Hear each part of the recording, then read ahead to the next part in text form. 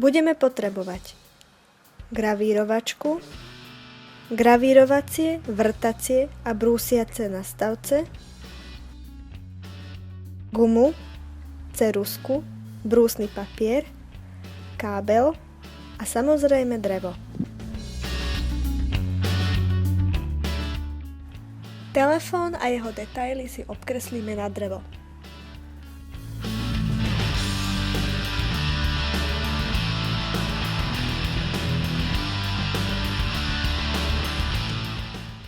V strede nákresu prevrtame vrtacím hrotom drevo až na druhú stranu.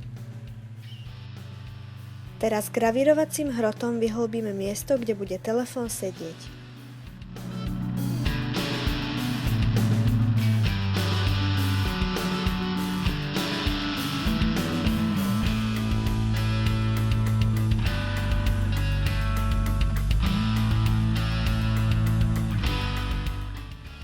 Brúsnym kotúčikom povrch vyhladíme.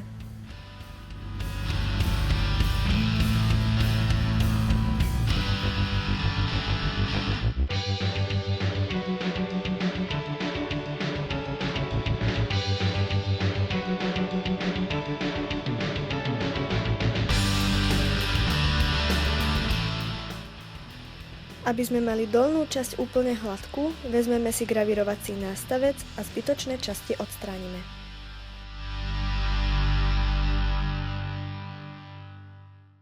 Teraz už iba trochu prebrúsime, aby bol povrch úplne hladký.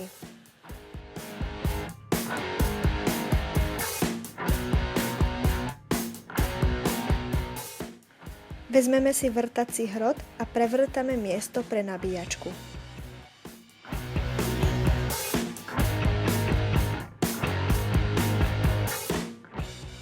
Keď máme hotovo, z druhej strany si naznačíme, kde chceme mať káblik a vygravírujeme.